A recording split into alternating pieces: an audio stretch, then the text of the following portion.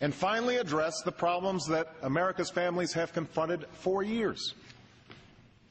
We can't afford another so-called economic expansion like the one from the last decade, what some call the lost decade, where jobs grew more slowly than during any prior expansion, where the income of the average American household declined while the cost of health care and tuition reached record highs, where prosperity was built on a housing bubble and financial speculation.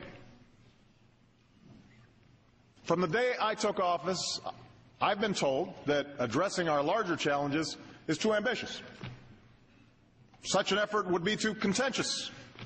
I've been told that our political system is too gridlocked and that we should just put things on hold for a while. For those who make these claims, I have one simple question. How long should we wait? How long should America put its future on hold? You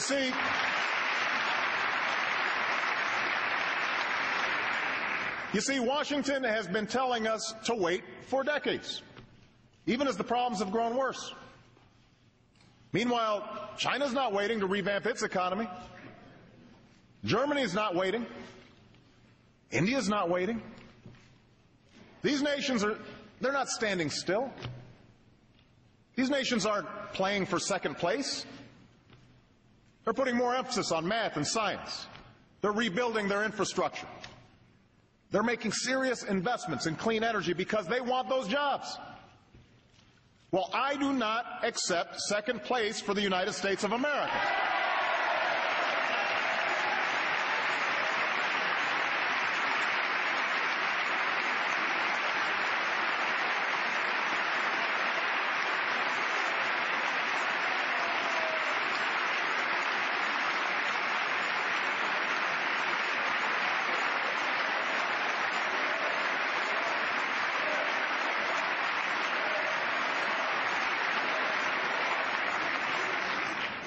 As hard as it may be, as uncomfortable and contentious as the debates may become, it's time to get serious about fixing the problems that are hampering our growth.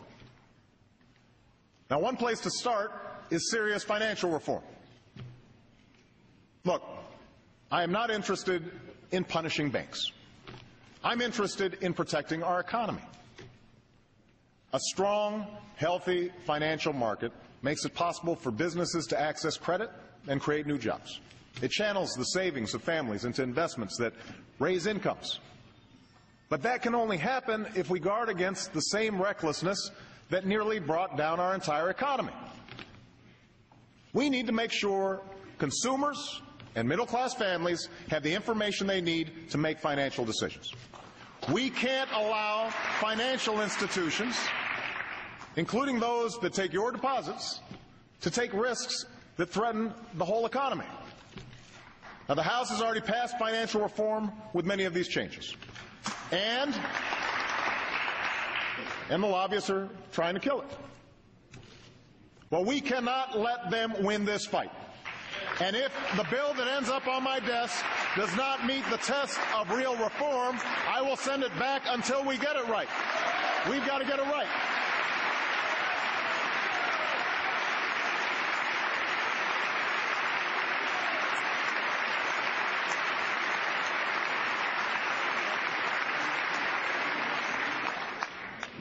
Next, we need to encourage American innovation. Last year, we made the largest investment in basic research funding in history. An investment that could lead to the world's cheapest solar cells, or treatment that kills cancer cells but leaves healthy ones untouched. And no area is more ripe for such innovation than energy. You can see the results of last year's investments in clean energy. In the North Carolina company that will create 1,200 jobs nationwide helping to make advanced batteries, or in the California business that will put 1,000 people to work making solar panels. But to create more of these clean energy jobs, we need more production, more efficiency, more incentives. And that means building a new generation of safe, clean nuclear power plants in this country.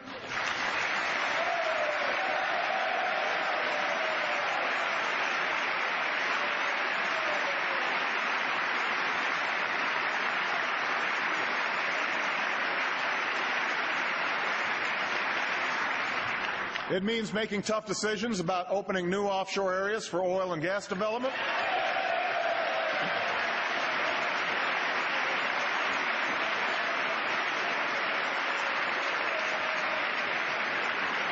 It means continued investment in advanced biofuels and clean coal technologies.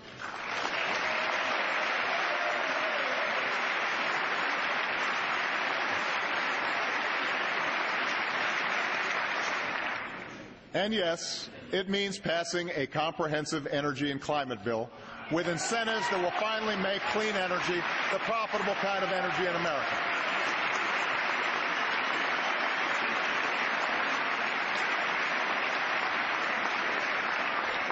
I'm grateful to the House for passing such a bill last year. And this year I'm eager to help advance the bipartisan effort in the Senate. I know there have been questions about whether we can afford such changes in a tough economy. I know that there are those who disagree with the overwhelming scientific evidence on climate change. But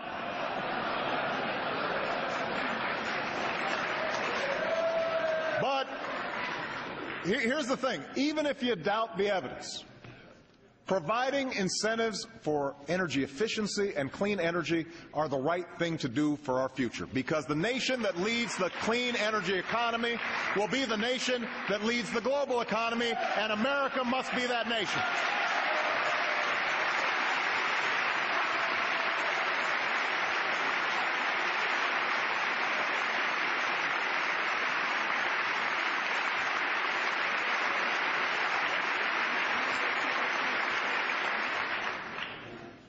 Third, we need to export more of our goods.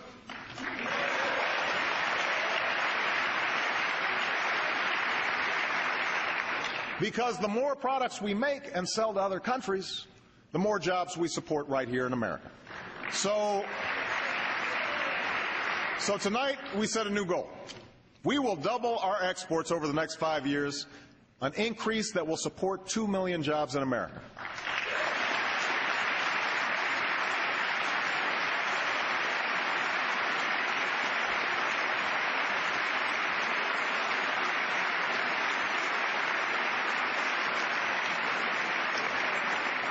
To help meet this goal, we're launching a national export initiative that will help farmers and small businesses increase their exports and reform export controls consistent with national security.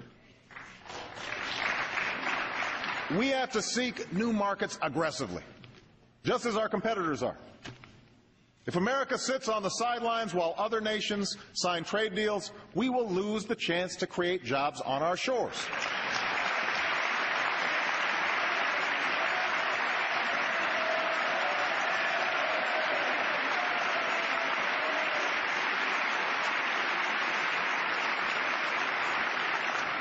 But realizing those benefits also means enforcing those agreements so our trading partners play by the rules.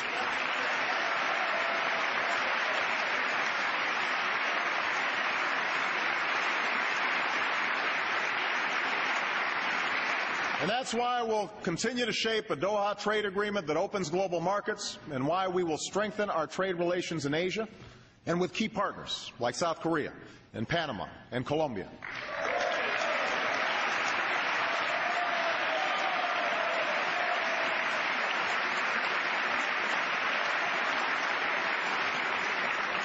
Fourth, we need to invest in the skills and education of our people. Now, this year we've broken through the stalemate between left and right by launching a national competition to improve our schools. And the idea here is simple. Instead of rewarding failure, we only reward success. Instead of funding the status quo, we only invest in reform. Reform that raises student achievement,